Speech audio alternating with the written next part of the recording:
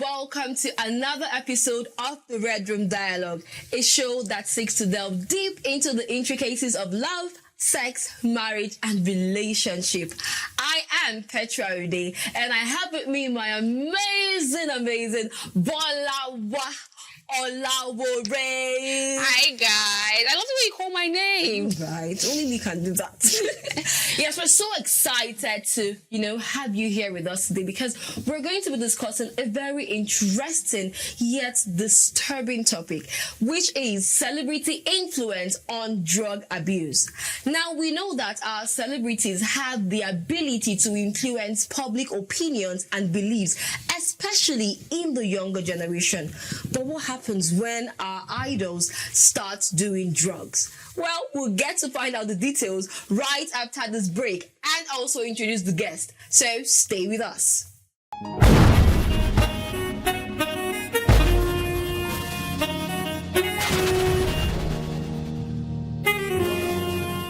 This is still the Red Room Dialogue, a show that delves deep into the intricacies of love, sex, marriage, and as always, relationship. Our topic for today, like I said earlier, is celebrity influence on drug abuse. Now, we have a guest in the house. Our guest is no more a friend. He's now family. He's now family. He is a seasoned music producer, one who has produced for the likes of Asha, Neola, and a lot of other amazing artists. He is also a songwriter and a script writer and doubles as someone who wears a lot of hats in one. Let us introduce, with a clapping ovation, Theophilus Magege, aka XO. Thank you so much, Petra. Such an amazing time. Welcome back I'm again. glad to be here. Welcome back always. again. How are you? I'm amazing. This beautiful, you amazing look people amazing. here, right? You look amazing. Thank you so much. Excellent. How you doing, brother? I'm good, You look amazing too. Just right. Now, So what are we talking about today? yes, we're talking about celebrity influence on drug abuse, yeah? Okay. Now, we get to see that our celebrities hold like a lot of power. Now, I'm going to cite an example. Last year, a particular celebrity did an end-of-year party for her family members. They sold Ankara, Ashwebi, if you don't know the name. They sold Ankara, and people came in their numbers to attend. Some people even took breaks from work because I think it was on a Thursday. So that brings me to my first question for you, EXO. Why do you think celebrities hold so much influence on their fans? If I can leave the office on a Thursday for my celebrity, I don't know the other thing I can do. Even my mommy can call me and then I wouldn't do that. But my celebrity did that and then I went. So why? Yeah, I mean, think about it. The human race itself is a being of influence, right? The average human being is influenced one way or the other by either by its environment, people around it, or circumstance. All right. So the average icon, celebrity, idol, whatever you want to call it, they are on the big screens, and anything that's on the big screen is validated, has gone through a lot of quality control and checks and balances, from the scripting to the looks, the wardrobe, the colors, what they look like, and how they sound. A lot of them from 12, from even as young as 5, have been trained how to speak. They become public speakers from when they were young. Not to talk of those who have the what they call it, the backings of industries like Nollywood or Hollywood, or the backings of some big celebrity shows and the likes of it. For instance, Kim Kardashian, they have their own show and all of that. Keeping up with the Kardashians. So when you have those type of platforms that give you the opportunity to bring to billions or millions of people, whatever you say, do, becomes the norm, becomes the influence, becomes the what they call it, trend. So it's more of like a psychological to be honest, it's exactly how human beings were wired. We're wired to follow. That's the truth. Follow. Yes. Lead and then follow. The more propaganda that's behind you, or the more glitz and glamour that is connected to you, the more we trust and believe it. Which is absolutely amazing. And it brings me to, my second question. Now, these celebrities, like I said earlier, have the ability to influence. Now, why would these so-called celebrities that we hold in high esteem, now influence us negatively with drug abuse? When people feel like something is cool or something is in vogue, you think like, maybe, especially in uni, like somewhere like uni, where you feel like, this person, this big musician is always smoking on his Snap or IG. Yeah, I need to do that too. That it looks cool. I need to try it.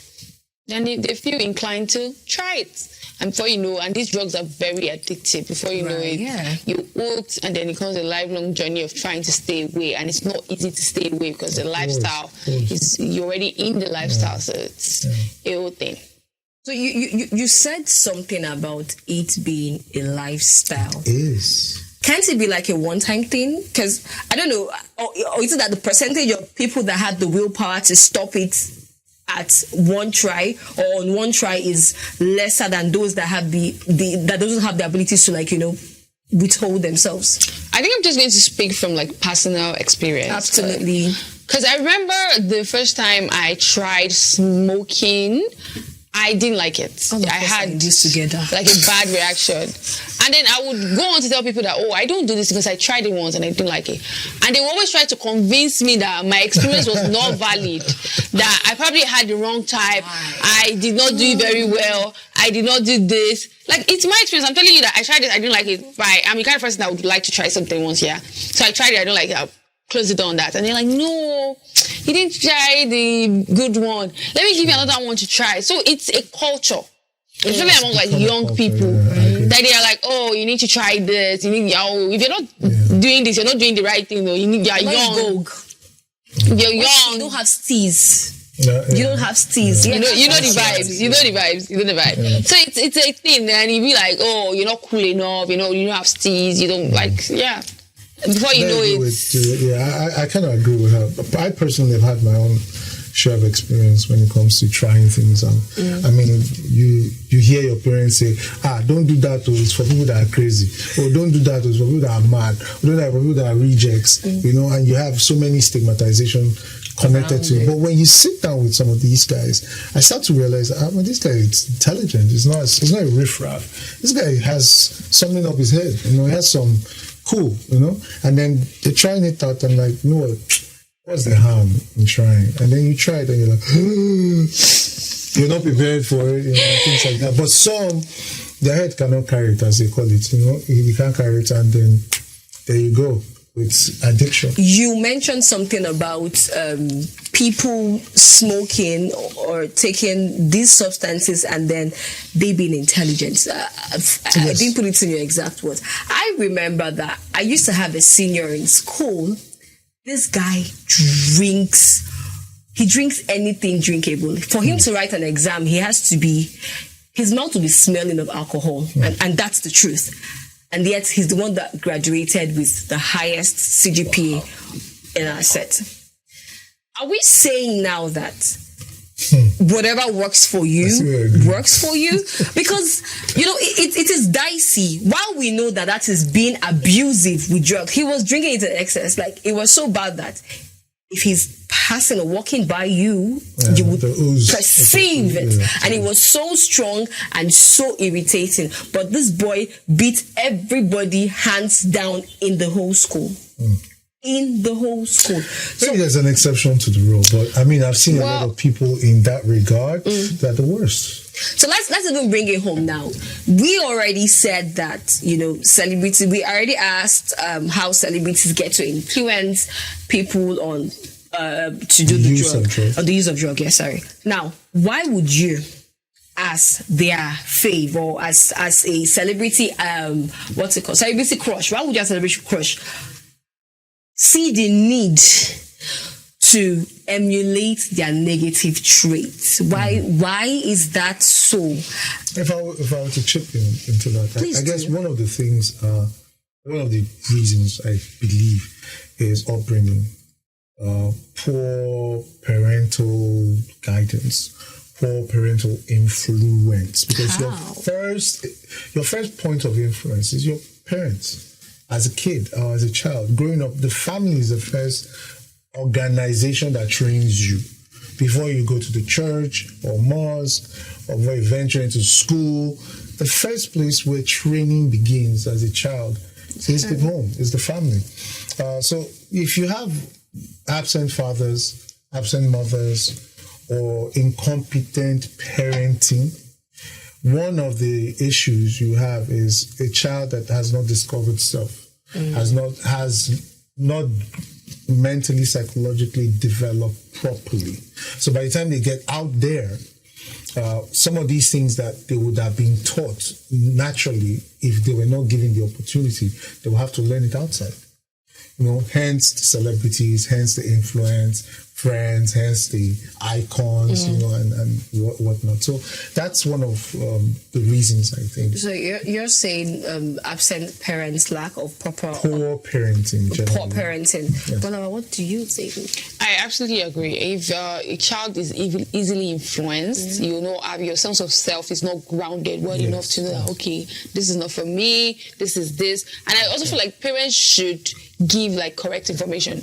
Look at what you said now. You said that of people that drink a lot and they are still smart. Our parents, when we're growing up, they painted these people to be like the roughest of people. Oh, he smokes, he's a bad person. So imagine what will happen to your vision when you meet somebody that smokes, who is actually a decent person.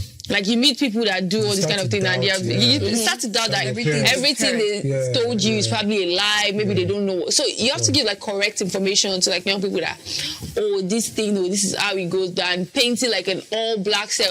It is very bad. I think that he doesn't help at all. Sometimes our parents too were not very informed. I mean, you have to be honest. Right. They were kind of just going through the emotions, whatever worked.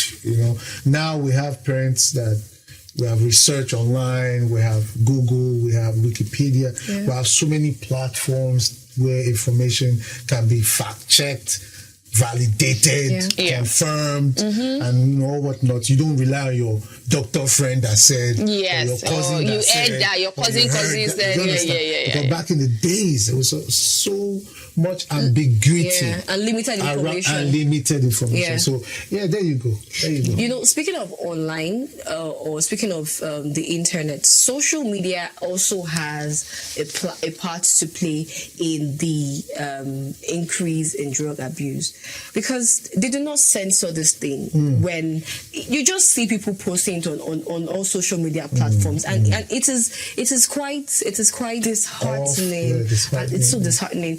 We are going on a short break. When we come back, we'll discuss more on social media influence and a host of other factors that influences drug abuse. Stay with us.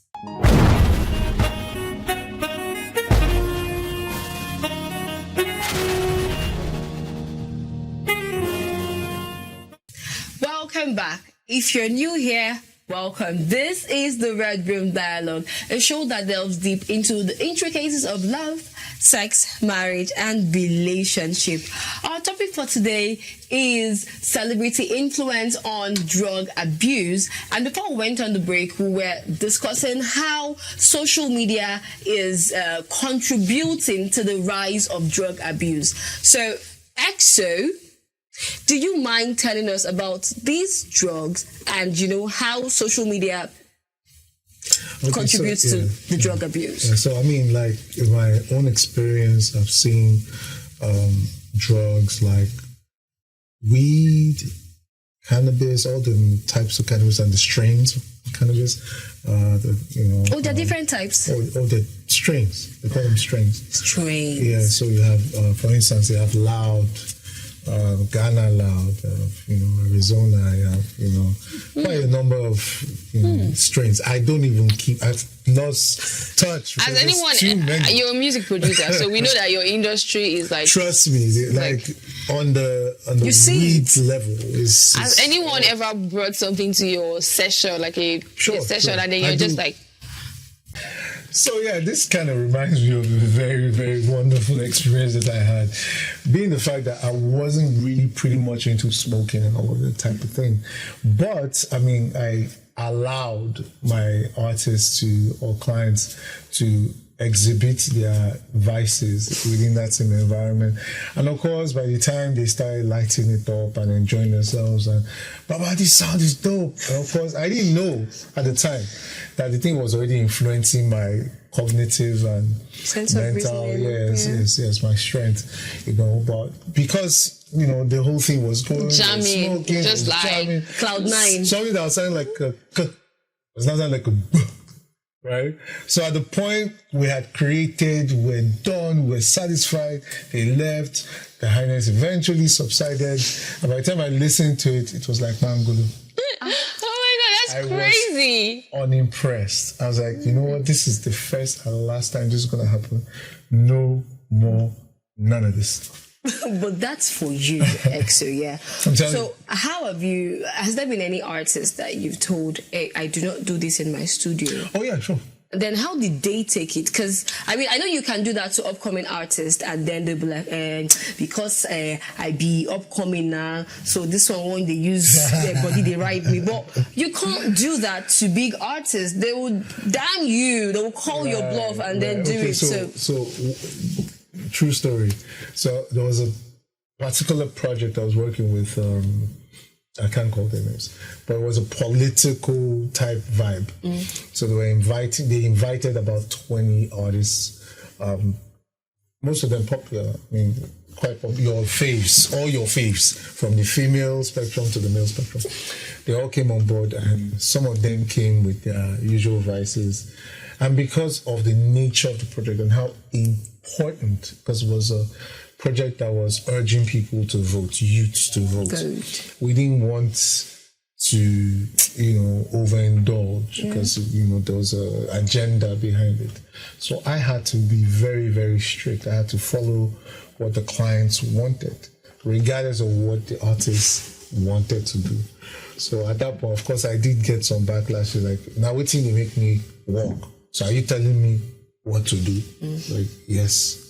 That's what I was employed to do it. So yeah, it wasn't very funny because some of them really started throwing tantrums. Wow. And almost wanted to walk out because of me. Let them do it now. Like, no, I insist. But then you have good people management. Yeah, but besides that, I mean, I was paid. So the money is the bag, important. Bro. Chase the bag. Secure the bag at all. Secure the bag at all. Like this is secure the bag.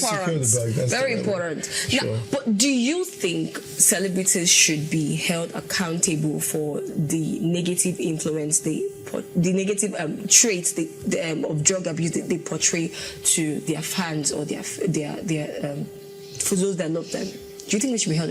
I mean, we could censor these things for like age ranges, but I don't think they can be ultimately held responsible because at the end of the day, they are living their life. Sure. So it doesn't make sense to hold them accountable for like other people's choices, especially adults. It doesn't make any sense at all. What we can do is censor it for like young, underage people that are okay, too young for this, don't see this. But even aside from that, I do not see it happening. Right. I agree as well. Well, I mean, where we're growing up, when we were growing up, we didn't have social media, so we're not very privy. You had to be in the same space to experience it. It was, or you hearsay, and of course, it all sounded like, people were just chatting. But now, we have lives, we have Instagram, we have all of that. So, now, there are a lot of drugs that are in circulation, and some of them are in circulation on the ground. We have codeine, tramadol, there is, which one again? Some even go as far as inhaling sockaway. Latrine? Yes, latrine, bolawa, omigota, just to get high. And now this pops questions in my head. Yeah, these drugs, who are they available to? Who can take it? Is it just the common man like me and you that I can go to a pharmacy and say I want to take Refenol because of one thing, and drink and sleep, or the rich? Is it like it is limited or it cuts across? Well, I think that these drugs, they have like different classes. Like cocaine now, it's very expensive. It's quite expensive. Not for children. So you would not expect like an average person to be able to afford it. Totally agree. So I think it depends on like the financial capability of these persons and their access in their social capital, because network. Network. You cannot be let's say average person in, I'm so sorry to aggregate people, I'm not shading you people, I'm just saying aggregate and think that anybody's going to bring cocaine to come and meet you. Probably if you're going to get a version of cocaine, you probably get heroin or crack. Right. Those are like watered down version of cocaine. So I mean, we know that celebrities are like the biggest customers, but of course we have entertainers, our governors, and some of our politicians. Oh, which one do they do? Places. I'm very inquisitive as to know which one they do. I cannot speak for them, but they know themselves. Which one have you seen, Exo? I have not seen anything. It's the cocaine, something cocaine, and the heroin. He didn't mention. Oh, I was even defending it. I have not seen anything. I didn't know that you defend the white ones. I'm sorry, my bad. My bad. Those very white colored ones. Yes. I don't know their names because I don't take it. So I don't know.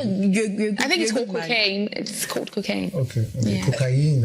Cocaine. So, what circumstance? I lost my grandma recently, but I didn't take any. But do people take it to get over their grief or a heartbreak, or like, what circumstance do people? Under what circumstance do people take these? I'll speak for myself. Please do. So there was so when I first got introduced to weed, I cooked it, right? Yes, I did. I boiled it, right? I made tea because I've always been a Chinese person. Early morning, afternoon, and night tea. I may not eat, but that tea is sure standard. So I tried it. First time I tried it. One of my Issa, God bless you, Issa. Oh man. Let's leave our gate men. Our gate men are very shady people sometimes. They are good though, but they are shady sometimes. So he introduced me to the tea. I drank it the first time. I was like, what is this in this thing? He said, those normal plants. That's what he said. I took it and I slept off. I didn't work that night. I woke up in the morning. I was like, bro, I came back. What did you put in this thing? He said, Papa, the normal leaf. I said, no, I don't sleep. There is something inside. With tea. This is, if it's normal leaf tea, I don't sleep. This one is different. Then I explained that getting the smoke, they call it weed. I said, I know weed now. So that's what he put this. So that was my introduction to it. So what I started doing, if I want to sleep, maybe I'm having a bad day or having, insomnia, because that happens a lot to the best of us. I took that. But I also noticed that if I take too much of it, I don't sleep. It helps me write. Yes, I'm a Okay, so songwriter. there are like levels. Yes, There are levels to so this it thing. depends on how much you take, the quantity you take.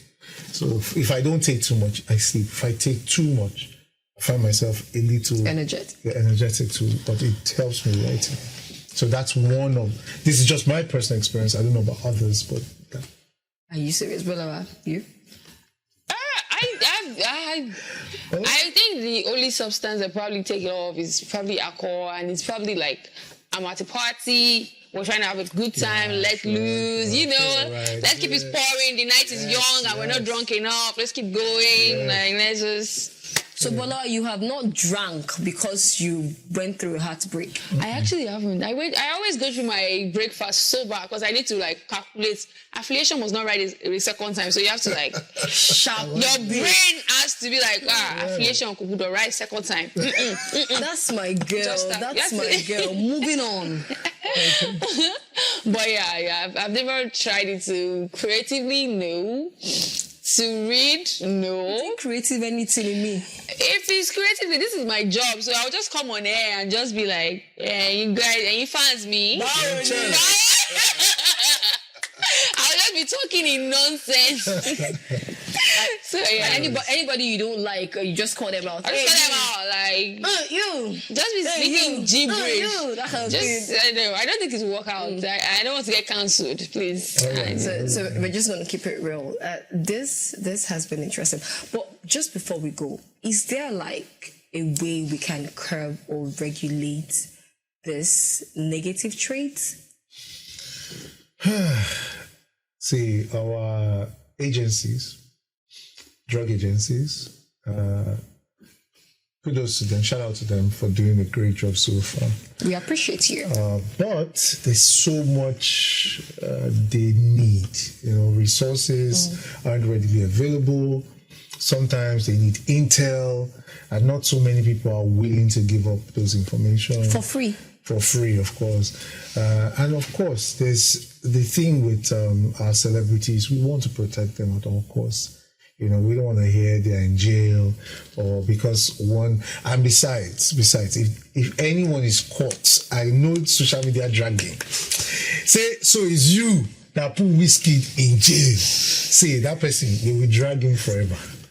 They will drag his family, they will drag his cousins, they will drag, in short, the school that allowed him to go, they will drag. So what I'm trying to say is, it's going to be really, really difficult, right, to get these covered. But it's very possible if our agencies can only set up, recruit more people, and then the government, of course, help support and make the resources available for them to function, and be proactive. Right. So that's what I believe. So, Bolawa, what do you think? Do you think this can also be curbed? I think that we need proper information, proper sensitization of this information to our youth, to people growing, especially in uni, and some people that are easily influenced in our society as to the long-term effects of drugs. And if you look well enough, you see that the effects it has on people. If you see someone that's been doing this thing for, let's say, 10 years, you can easily tell.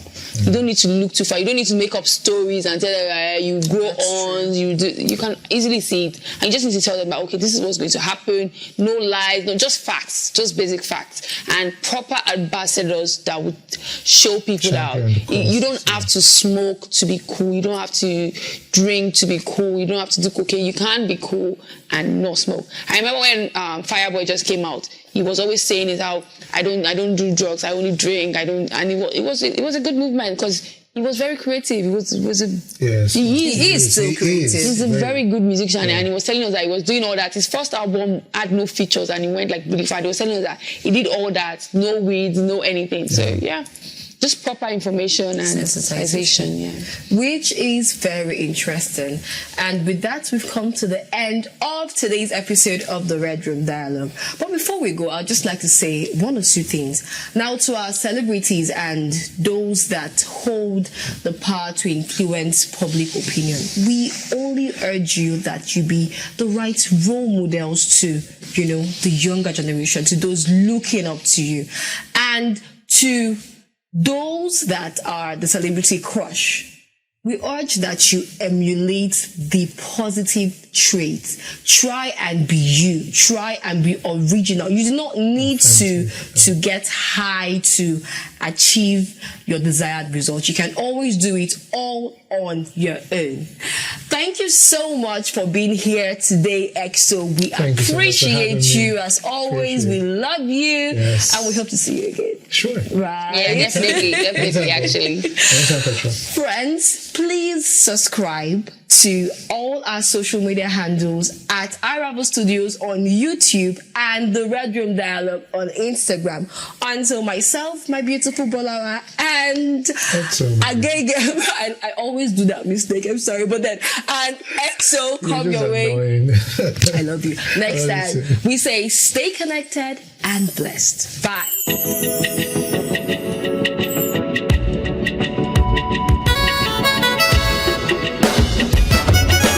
In for a beautiful ride in the red room.